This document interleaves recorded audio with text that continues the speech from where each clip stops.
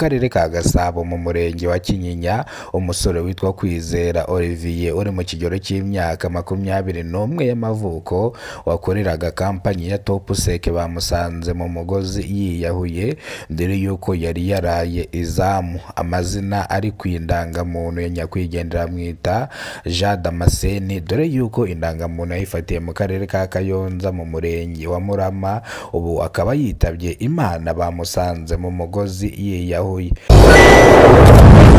Karere ka Burera mu murenge wa Kinyababa abaturage babwiye TV na Radio 1 ko umugabo ari mu kigero cy'imyaka 40 y'amavuko yagerageje kwica umugore wiwe, umugore akamuca muri humye akahunga, ndetse uyu mugabo akadukira intebe zo mu nzu yarangiza akazitemagura. Hahita humvikanwa inkuru itari nziza yuko uyu mugabo yimanitse mu mugozi yiyahuye, dore yuko ngo impamvu yiyahuye ari ukubera ko yashatse kwica umugore wiwe bikanga. Uyu mugabo yanze guseba birangira yiyahuye.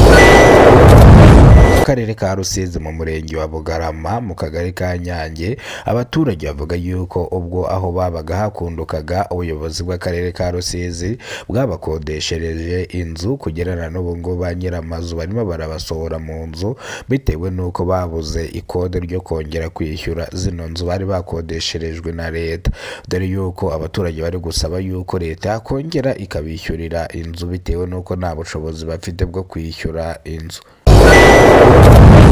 Ni incamake y'amakuru. Nimba aribwo bwa mbere ugeze kuno muyoboro wa Kidasamura TV Rwanda, kora subscribe ufungura inzogera kugira ngo uzajye ubasha kubona amakuru mu gihugu cy'u Rwanda kandi yizewe.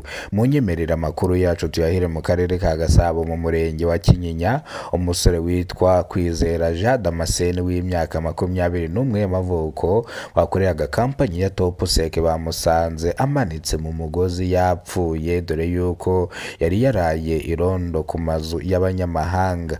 Nyakwigendera akomoka mu karere ka Kayonza mu murenge wa Karama. Aderese indangamuntu ye nibyo bibaruyeho, aho yafatiye indangamuntu Kayonza mu murenge wa Karama, dore yuko uyu musore yarangije kwitaba Imana. Abaturage bavuze yuko ibi byabateye ubwoba ndetse byanabaye bitunguranye, dore yuko urupfu rw'uno musore bavuga yuko yaba yishwe akamanikwa ku mugozi kugira ngo bagaragaze yuko yaba yiyahuye. Munyemerere amakuru yacu tuyakomereze mu karere ka Burera mu murenge wa Kinyababa. Abaturage batuye mu karere ka Burera mu murenge wa Kinyababa babwiye TV na Radio 1 yuko umugabo uri mu kigero cy'imyaka 40 y'amavuko yagerageje kwica umugore wiwe birangira umugore wiwe amucitse. Uyu mugabo yadukira intebe zo muri saro arazitemagura. Amakuru atariho ivumbi yahise agaragara nuko uyu mugabo bamusanze mu mugozi yitabye Imana, dore yuko abaturage bavuze yuko mbere yuko yitaba Imana yagerageje kwica umugore wiwe bikanga, dore yuko yiyahuye yanga yuko igisebo cyamujyaho ko yagerageje kwica umugore wiwe bikanga, dore yuko n'ubundi n'umugabo yari yarigeze ikinani mwa kano kagari, ariko ubu ngubu akaba yarangije kwiyahura, dore yuko icyaha cyo kwiyahura ari n'icyaha gihanwa n'amategeko.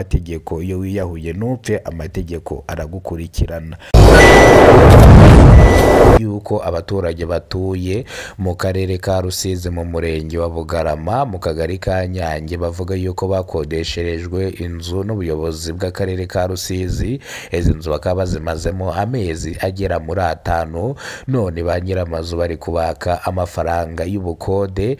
Aba babyeyi bavuga yuko amafaranga y'ubukode nayo bafite, kandi kubera ikibazo cy'ubukene aya mafaranga ntago bayabona, dore yuko bari gusaba nimba bakongera bakishyurirwa inzu, dore yuko bano baturage bari batuye ku musozi urakunduka. Ubuyobozi bw'akarere ka Rusizi bufata umwanzuro kubimura burabakodeshereza, none kugeza amagingo aya ngaya bari kuvuga yuko nta mafaranga yo kwishyura inzu bafite.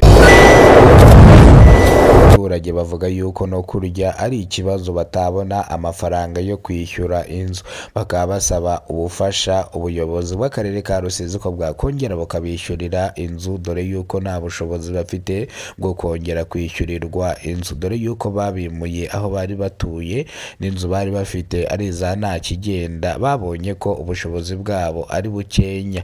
Reka amakuru yacu tuyasubikire hano. Nimba rwo bwa mbere ugeze kuno muyoboro wa Kidasamura TV Rwanda, kora subscribe subscribe ufungure inzogera kugira ngo uzajye ubasha kubona amakuru mu gihugu cy'u Rwanda kandi yizewe.